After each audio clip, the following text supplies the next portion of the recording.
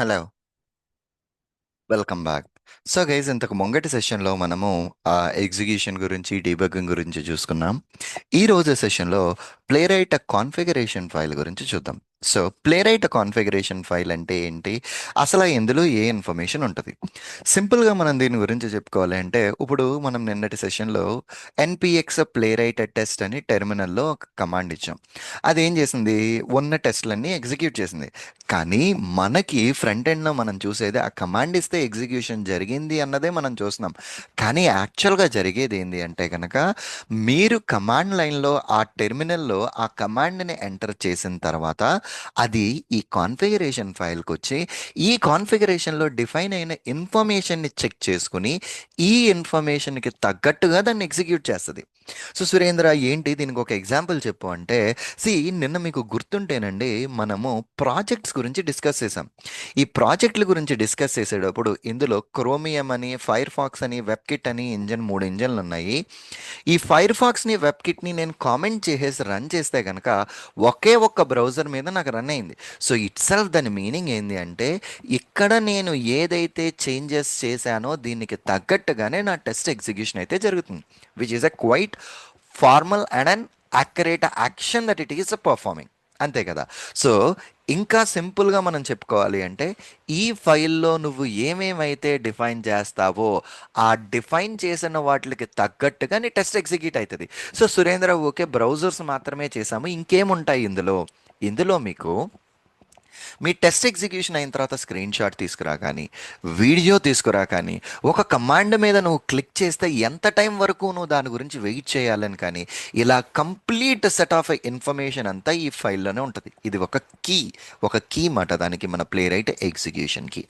Okay, బాగానే ఉంది. ఇప్పుడు దీని గురించి ఫస్ట్ ఆఫ్ ఆల్, ఇది ఎప్పుడైతే మనం ఇది చాలా ఇంపార్టెంట్ అని మనం అనుకుంటున్నామో, ఇందులో ఏమేమి ఉన్నాయో మనకి తెలిస్తేనే కదా, మనకి దీన్ని మంచిగా అర్థం చేసుకుంటేనే we can utilize it. So that's the reason ఈ రోజు సెషన్లో ఈ మొత్తం ఫైల్లో ఉన్న కొన్ని సెక్షన్స్ గురించి, ఒక్కొక్క దాని గురించి, దాని యొక్క పర్పస్ ఏంటి అన్న డీటెయిల్స్ చూద్దాం. సో ఈ ఫైల్ స్టార్టింగ్లో ఇంపోర్ట్ ఉంది. ఇంపోర్ట్ ఏం చేస్తుంది? Define config devices. ఈ డిఫైన్ కాన్ఫిగ్లో నీకు కావాల్సిన మొత్తం కాన్ఫిగరేషన్ అంతా డిఫైన్ చేస్తున్నావు. అండ్ ఈ డివైజెస్లో మీరు కిందకి స్క్రోల్ చేస్తే ఇక్కడ డివైజెస్ ఉంటాయి బేసికలీ. ఓకే, ఏ ఏ డివైజెస్, దేనికి సంబంధించిన ఇన్ఫర్మేషన్ మొత్తం అంతా ఈ డివైజెస్లో ఉంటాయి. ఈ రెండూ కూడా నువ్వు ప్లే రైట్ నుంచి ఇంపోర్ట్ చేసుకో, ఎందుకంటే వీటిని నేను వాడుకుంటున్నాను అని దాని యొక్క మీనింగ్. అండ్ అన్నిట్లకంటే మోస్ట్ ఇంపార్టెంట్ థింగ్ ఏంటి అంటే కనుక, ఈ డిఫైన్ కాన్ఫిగ్లోనే నీ మొత్తం కాన్ఫిగరేషన్ అంతటినీ డిఫైన్ చేస్తాము. ఈ డిఫైన్ కాన్ఫిగ్ని ప్లే రైట్ టెస్ట్ యూటిలైజ్ చేసుకోవాలి అంటే ఖచ్చితంగా దీనికి నువ్వు ఎక్స్పోర్ట్ వాడాలి. ఎప్పుడైతే నువ్వు దీనికి ఎక్స్పోర్ట్ వాడతావో, దీని లోపల ఏదైతే కాన్ఫిగరేషన్ నువ్వు చేసి పెడతావో అది నీ ప్లే రైట్ టెస్ట్ యూజ్ చేసుకుంటుంది అని దాని యొక్క meaning. That's perfectly all right. And then ఇప్పుడు ఈ డిఫైన్ కాన్ఫిగ్ లోపలికి వెళ్ళి చూస్తానండి, మీ యొక్క first line test directory which is pointing to the test అంటే, నా ప్లే రైట్ టెస్ట్లన్నీ ఈ డైరెక్టరీలో ఉంటాయి. అది స్పెక్ ఫైల్స్ కానీ, టెస్ట్ ఫైల్స్ కానీ, మొత్తం అన్నీ ఈ డైరెక్టరీలో ఉంటాయి. అందుకనే మీరు ఎన్పిఎక్స్ ప్లే రైట్ టెస్ట్ అన్న కమాండ్ మీరు టెర్మినల్లో రన్ చేస్తే ఈ డైరెక్టరీలో ఎన్ని ఫైల్స్ అయితే ఉన్నాయో అన్ని ఫైల్స్ని ఎగ్జిక్యూట్ చేస్తుంది, which is of because of this particular test directory. So ఇక్కడ ఈ డైరెక్టరీని నేను దీనికి పాయింట్అవుట్ చేయడం వల్ల it is executing the content in that directory itself. Perfect. And ఎడిషనల్గా అండి, ఇక్కడ మనము నిన్న ఒక ఎక్స్టెన్షన్ ఇన్స్టాల్ చేసాము. ఇదిగో ఆ extension. Right, if you click on that particular extension, okay, if you click on that particular extension and if you look at, okay, 1 second, yeah. So if you look at this particular name test, so అంటే ఇది test డైరెక్టరీకి point out చేస్తుంది.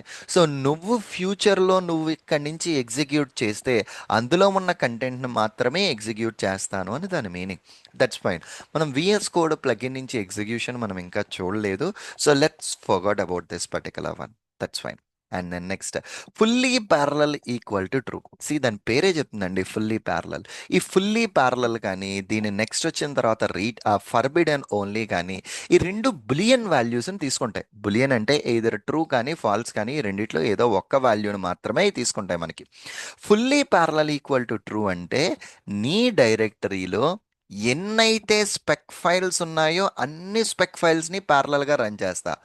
దాంతోపాటు spec ఫైల్స్లో ఒక్కొక్క spec ఫైల్లో multiple టెస్ట్లు ఉంటాయి, ఒక్కొక్క spec ఫైల్లో ఒకటే టెస్ట్ ఉంటుంది.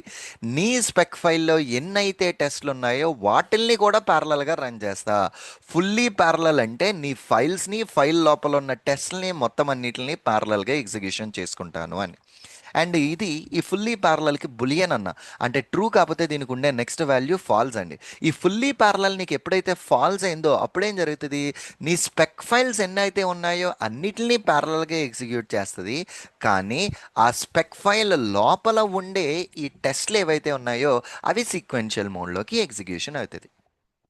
ఓకే, బాగానే ఉన్నది. నెక్స్ట్ వచ్చేసరికి ఫర్బిడ్ ఓన్లీ. సో ఈ ఫర్బిడ్ ఓన్లీ అన్నది మనం ఎక్కువగా సిఐసిడిలో వాడుతూ ఉంటామండి. ఓకే, అంటే మనం ఆటోమేషన్ స్క్రిప్ట్స్ అంతా ప్రిపేర్ చేసాము, మొత్తం పర్ఫెక్ట్లీ ఉన్నది. మన స్క్రిప్ట్స్ని జెన్కిన్స్లో కానీ ఎజ్యూర్ డెవాప్స్లో కానీ రన్ చేయాలి. అలాంటప్పుడు ఈ యొక్క ఫర్బిడ్ ఓన్లీ యొక్క సిగ్నిఫికెన్స్ ఏంటి సురేంద్ర అంటే, ఇన్ జనరల్గా ఇప్పుడు మనం టెస్ట్లు క్రియేట్ చేసాం కదండి. ఇదిగో ఇప్పుడు మనం ఇక్కడ ఈ టెస్ట్ని క్రియేట్ చేసాం కదా, ఈ టెస్ట్లకి టెస్ట్ డాటా ఓన్లీ అని పెట్టామనుకో అప్పుడు ఏమవుతుంది అంటే, నీ టెస్టింగ్ డైరెక్టరీలో మల్టిపుల్ స్పెక్ ఫైల్స్లో consider that 100 tests are there. నువ్వు ఏ టెస్ట్కి అయితే ఓన్లీ పెట్టావో ఆ ఒక్క టెస్ట్ని మాత్రమే ఎగ్జిక్యూట్ చేస్తుంది. నువ్వు నార్మల్గా ఎన్పిఎక్స్ ప్లే రైట్ టెస్ట్ అంటే ఆ టెస్ట్ డైరెక్టరీలో ఉన్న 100 టెస్ట్ని ఎగ్జిక్యూట్ చేస్తుంది. బట్ నువ్వు ఒక్క టెస్ట్కి ఓన్లీ అని డిఫైన్ చేస్తే ఆ ఒక్క టెస్ట్ మాత్రమే ఎగ్జిక్యూట్ చేస్తుంది. ఇప్పుడు దీనికి ఈ ఫర్బిడ్ ఓన్లీకి లింక్ ఏంటి సురేంద్ర అంటే, ఈ forbid only value either true కానీ ఫాల్స్ కానీ ఉంటుందండి. ఈ ఫర్బిడ్ ఓన్లీ వాల్యూ ట్రూ అయిందనుకోండి, నువ్వు జెన్కిన్స్ నుంచి రన్ చేసేటప్పుడు ఎక్కడైనా ఓన్లీ ఉంటే నీకు ఇమీడియట్లీ ఎర్రర్ త్రో చేస్తుంది. బాబు నీకు ఓన్లీ ఎర్రర్ ఉన్నది, ఈ ఓన్లీ ఒకటే ఉన్నది, ఈ ఓన్లీ ఉండకూడదు నువ్వు సిఐసిడి నుంచి రన్ చేసేటప్పుడు, ఈ పర్టికులర్ ఫైల్లో ఇక్కడ ఇది ఉంది నువ్వు కరెక్ట్ చేసుకో అని చెప్తుందండి. అఫ్ కోర్స్ ఈ ఫర్బిడ్ ఓన్లీ అన్నది మనం లోకల్లో కూడా చేయొచ్చు. బై డిఫాల్ట్ అండి ఇప్పుడు process dot env dot CI. So ఇప్పుడు మనం సిఐలో రన్ చేస్తున్నామండి, ఇది రన్ చేయట్లేదండి. సో దీని వాల్యూ ఎప్పుడైతే దీని నుంచి రన్ చేయట్లేదో దీని యొక్క వాల్యూ ఫాల్స్ అండి. నాట్ టు ఫాల్స్ అంటే కనుక ట్రూ. దీనికి ఇంకొక నాట్ ఉంది, నాట్ ట్రూ అంటే కనుక దీని యొక్క వాల్యూ ఫాల్స్ అండి. సో ఇప్పుడు దీన్ని నేను ఏం చేస్తున్నానంటే సింప్లీ దీన్ని హార్డ్ కోడెడ్ ఫాల్స్ కింద మార్చేశాను. అండ్ నా టెస్ట్లో టెస్ట్ డాట్ ఓన్లీ అని రాశాను. బేసికలీ ఓన్లీ గురించి ఇంకా ఫర్దర్ డీటెయిల్స్ ఉంటాయి, మనం మూవింగ్ ఎహెడ్ చూద్దాము. But for now forbid only explain చేయడం కోసం నేను ఇది చేస్తున్నా. ఫర్బిడ్ ఓన్లీ ఫాల్స్కి పెట్టాను. And now let me try to run the test. ఎప్పుడైతే నేను టెస్ట్ రన్ చేశానో నా టెస్ట్ ఎగ్జిక్యూట్ అయింది, ఎక్కడ ఇష్యూస్ రాలేదు.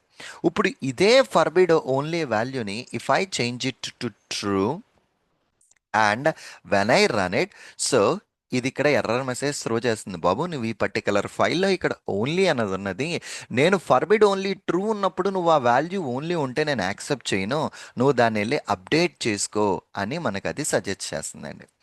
Okay, which is a perfectly all right, good enough. So దీన్ని కూడా ఇప్పుడు reverting back to the previous values బాగానే ఉంది. ఇక్కడతో ఇది అయింది. టెస్ట్ డైరెక్టరీ అంటే చూసాము, ఫుల్లీ ప్యారలల్ అంటే చూసాము, ఫర్బిడ్ ఓన్లీ అంటే చూసాము. నెక్స్ట్ రీట్రైజ్ అండి.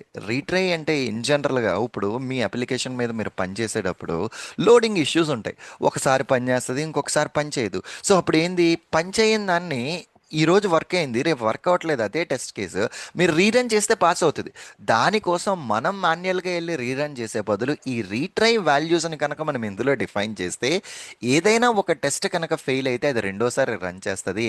అది రన్ చేసినప్పుడు పాస్ అయితే గుడ్ ఎనఫ్, ఫెయిల్ అయితే మళ్ళీ ఫెయిల్ చూపిస్తుంది. అండ్ ఎన్నిసార్లు రీట్రై చేయాలి అన్నది మనం ఇక్కడ డిఫైన్ చేస్తాం.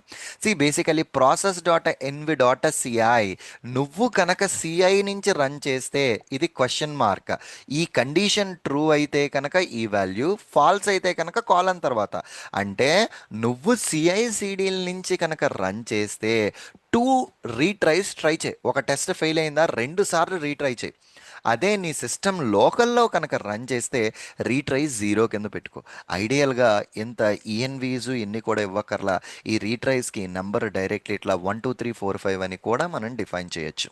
ఓకే, సిఐ నుంచే పెద్ద పర్టికులర్గా ఇవ్వాల్సిన నెసెసిటీ లేదు. పర్ఫెక్ట్. అండ్ నెక్స్ట్ వచ్చేసరికి వర్కర్స్ అండి. వర్కర్స్ అంటే బ్రౌజర్ యొక్క కొత్త ఇన్స్టాన్స్, అది కూడా ఇన్కాగ్నిటో మోడ్లో ఎగ్జిక్యూట్ చేసినట్టు. ఐడియల్గా ఏం చేస్తుంది అంటే కనుక మీ ప్లే రైట్ ఎప్పుడూ కూడా ఆ వర్కర్తో ఇంటరాక్ట్ అవుతూ ఉంటుంది. ఎందుకు అంటే మీ సిస్టమ్ యొక్క రిసోర్సెస్ సేవ్ చేయడం కోసం. ఓకే. మీరు ఎప్పుడైతే ఎగ్జిక్యూషన్ స్టార్ట్ చేస్తారో ఒక వర్కర్ అన్నది ట్రిగ్గర్ అవుతది. ఆ వర్కర్‌లో ఇన్‌కాగ్నిటో మోడ్‌లో మీ టెస్ట్ ఎగ్జిక్యూషన్ అన్నది జరుగుతా ఉంటది.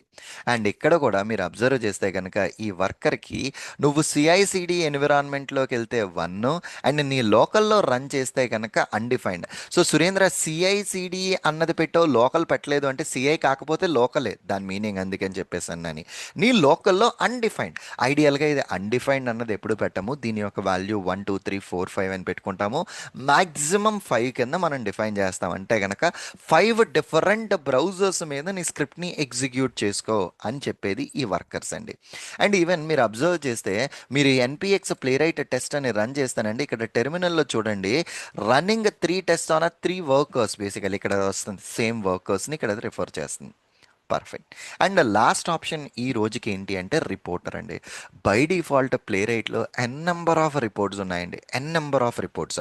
ఓకే. ఆ రిపోర్ట్స్లో హెచ్టిఎంఎల్ రిపోర్ట్ మీకు గుర్తుంటే కనుక ప్రీవియస్ సెషన్లో ఒక స్క్రిప్ట్ ఫెయిల్ అయినప్పుడు మనము ఫెయిల్ అయినప్పుడు ఆటోమేటికల్గా అది రిపోర్ట్ ఓపెన్ చేస్తుంది. పాస్ అయినప్పుడు మనం రిపోర్ట్ ఎక్స్ప్లిసిట్గా ఓపెన్ చేసి చెక్ చేసాం. Either of the cases report అయితే చూసాము which is a HTML report. నువ్వు ఇక్కడ ఇది కాన్ఫిగర్ చేయడం వల్ల నీకు హెచ్టిఎంఎల్ రిపోర్ట్ వచ్చింది. ప్లే రైట్ నుంచి నీకు బిల్ట్ ఇన్ రిపోర్ట్స్ బోల్డ్ ఉన్నాయి. ఆ రిపోర్ట్స్లో నీకు నచ్చిన రిపోర్ట్ని 1 or more reports you can configure here so that నీ ఎగ్జిక్యూషన్ అయిపోయిన తర్వాత ఆ రిపోర్ట్ని that will be showing it up for us. Okay. Perfectly all right. So ఇది బేసిక్ కాన్ఫిగరేషన్ అండి. నెక్స్ట్ సెషన్లో మిగతా డీటెయిల్స్ అయితే చూద్దాము. See you again in the next lecture. Thank you.